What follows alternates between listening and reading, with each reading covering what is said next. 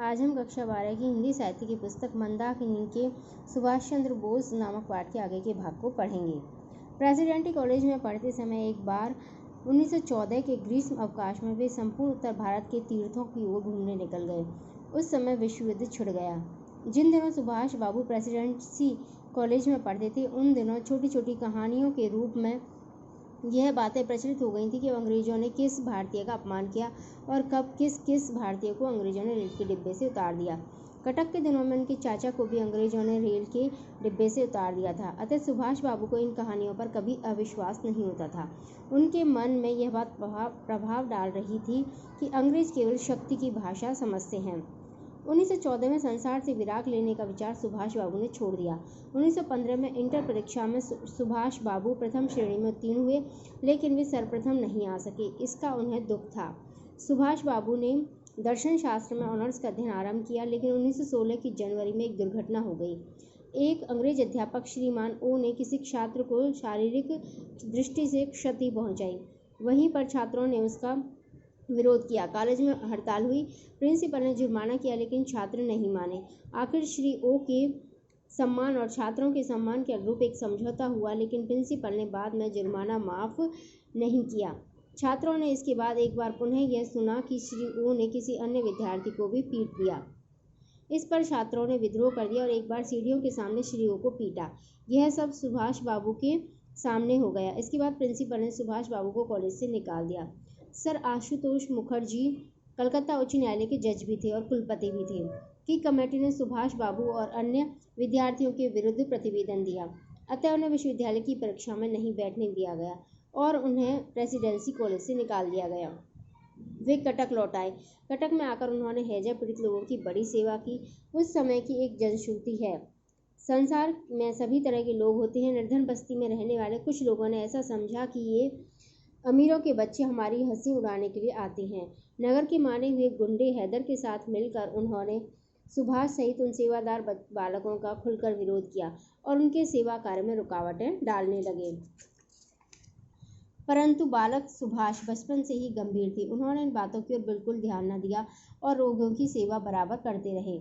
इस रोग ने गुंडे हैदर के घर को भी नहीं छोड़ा। वह दौड़ा दौड़ा एक डॉक्टर और वैद्य के पास गया, परंतु कोई न आया। वह थककर हाँफता हाँफता अपने घर को लौटा तो क्या देखता है कि उन्हीं बालकों का दल जिनका वह विरोध करता था उस घर की सफाई में जुटा है।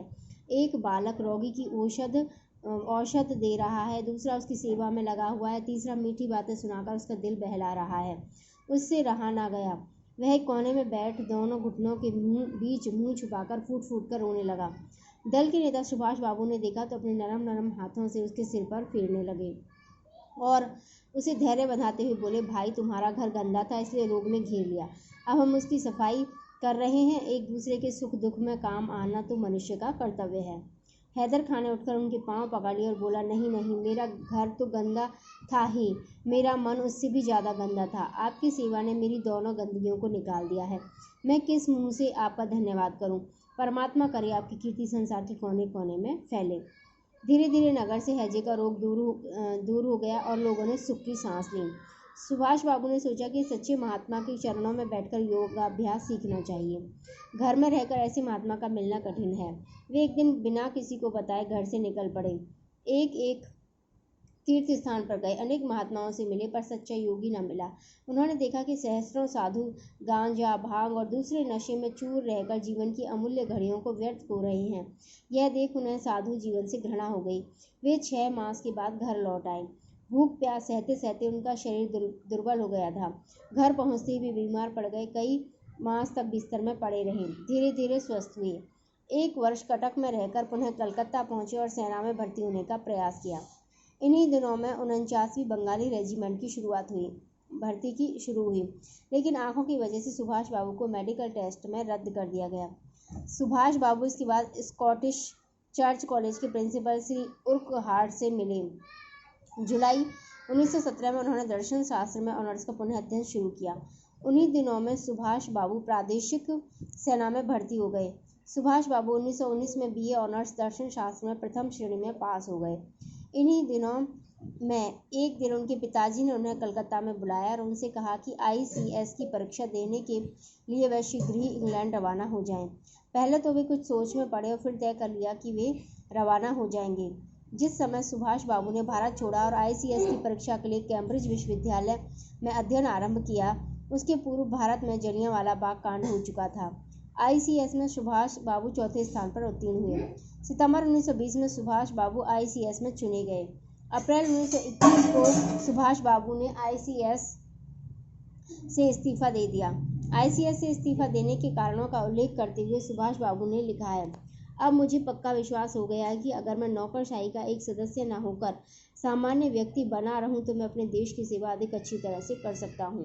मैं इस बात से इनकार नहीं करता कि सर्विस में रहते हुए भी कोई व्यक्ति कुछ हद तक अच्छे काम कर सकता है, लेकिन नौकरशाही की जंजीरों से मुक्त होकर वह जितनी भलाई कर सकता है उतनी बंधनग्रस्त होकर कदापि नहीं कर सकता।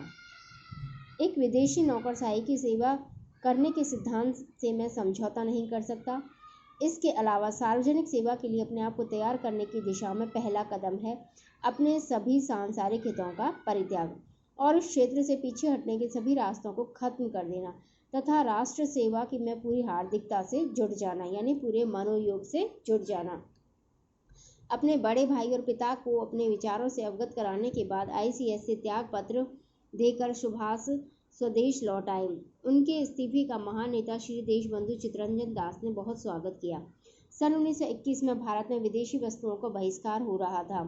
सुभाष बाबू ने देशबंधु चित्तरंजन दास के साथ मिलकर बंगाल में इस आंदोलन का नेतृत्व किया। देशबंधु चित्तरंजन दास ने भारत आते ही सुभाष बाबू को नेशनल कॉलेज का प्रिंसिपल बना दिया था।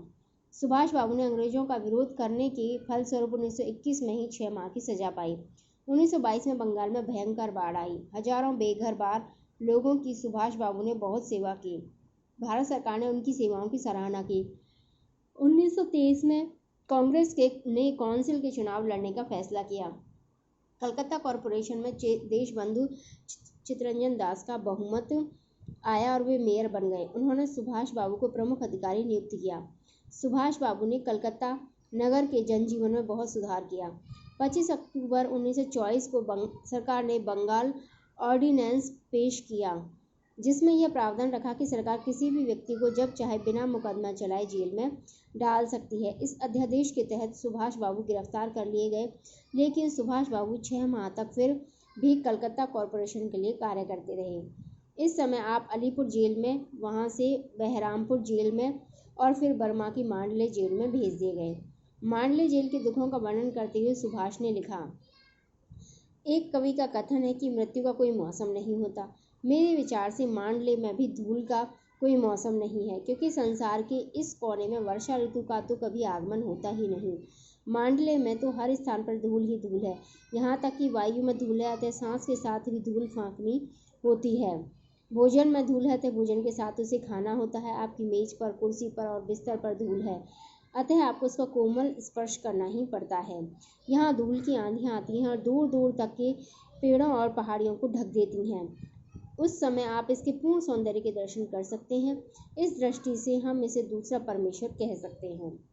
यानी इसमें इन्होंने व्यंग किया है, धूल को इन्होंने परमेश्वर की संज्ञा दी। जिस तरह ईश्वर सब जगह विद्यमान है, इस तरह मांडले जेल में है, वह धूल है, वह सब जगह विद्यमान है, इसलिए धूल ही दूसरा परमेश्वर है।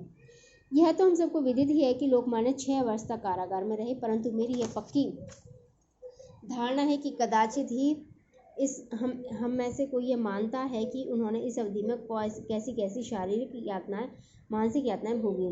मुझे इस बात का पूर्ण विश्वास है कि वे यहाँ अकेले रहे। यहाँ उनका कोई बुद्धिजीवी साथी भी न था। केवल इतना ही नहीं, बल्कि वे अन्य बंदियों से मिलजुल भी नहीं सकते थे। सांत्वना के लिए केवल पुस्तकों का ही उन्हें एकमात्र सहारा था, अन्यथा उनका जीवन पूर्ण रूपेण एकाकी था। वह बाट जिसमें कभी लोकमान्य रहे थे, आज भी विद्यमान है। अंतर केवल इतना है कि इसका बाहरी ढांचा बदल दिया गया है। हमारे वार्ड की तरह ये वार्ड भी काष्ठ स्तंभ वलयों से निर्मित है, यानी कि लकड़ी के जो डंडे होते हैं गोल वाले, उनसे ये बनाया गया है। जहाँ ग्रीष्म काल में न ऊष्मा से बचाव है, न सूर्य की किरणों से। यहाँ पावस में वर्षा से, शीतकाल में ठंड से और वर्ष भर चलने वाली धूल भरी आंधियों से बचने का कोई सहारा नहीं है। जेल में सुभाष बाबू का स्वास्थ्य बिगड़ गया। उन्हें स्विट्जरलैंड जाने की शर्त पर छोड़ना सरकार ने मंजूर किया, लेकिन सुभाष बाबू ने मना कर दिया। उनकी रिहाई के लिए देश में चारों ओर से हड़तालें हुई। अंत में ब्रिटिश सरकार ने 16 मई 1927 को सुभाष बाबू को रिहा कर दिया। सुभाष बाबू का कलकत्ता में अभूतपूर्व स्वागत हुआ। 1928 की मई में सुभाष बाबू महात्मा गांधी से मिलने गए, लेकिन वहां से निराश लौटे। इसी वर्ष कलकत्ता कांग्रेस अधिवेशन में GOC बनाए गए और उन्होंने श्री मोतीलाल नेहरू का कलकत्ता पहुंचने पर भव्य स्वागत किया।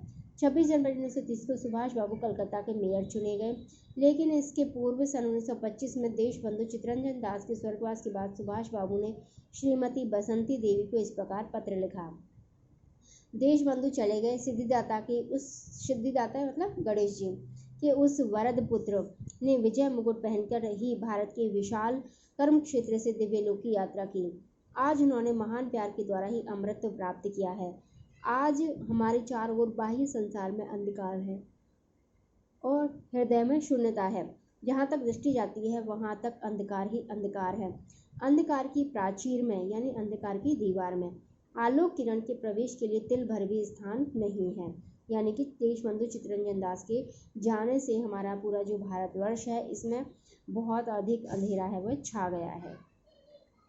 सन 1930 जनवरी में नगर में जुलूस निकालने की मनाही थी, लेकिन कलकत्ता में सुभाष बाबू ने जो जुलूस निकाला उस पर पुलिस ने लाठीचार्ज किया, जिसमें सुभाष बाबू घायल हो गए। उन्हें गिरफ्तार कर लिया गया और 9 माह के कारावास का दंड मिला। 3 अप्रैल 1930 को पुनः जेल में सुभाष बाबू पर लाठीचार्ज हुआ, जिसमें वे घायल हो गए। वे कई दिनों तक बेहोश रहे। कलकत्ता में हाहाकार मच गया। भारत भर में जनता बेगाड़ उठी। 4 अप्रैल 1931 को गांधी यूनियन समझौता हुआ, जिसके अंतर्गत सुभाष बाबू जेल से मुक्त हुए, लेकिन इसके पूर्व जेल में ही वे कलकत्ता कॉरपोरेशन के मेयर बन गए थे। 1931 में सुभाष बाबू जब बम्बई में कांग्रेस वर्किंग कमेटी की बैठक से लौट रहे थे तो उन्हें गिरफ्तार कर लिया गया। यहाँ इनका स्वास्थ्य खराब हो गया, उन्हें टीबी बताई गई। 8 मार्च 1933 को ऑस्ट्रिया के वियना नगर में आपको इलाज के लिए भेजा गया। उन्हीं दिनों श्री विट्ठल भाई पटेल वहीं पर थे, जो कि भारतीय असेंबली के प्रधान थे। विट्ठल भाई पटेल सुभाष बाबू के विचारों से बहुत प्रभावित हुए।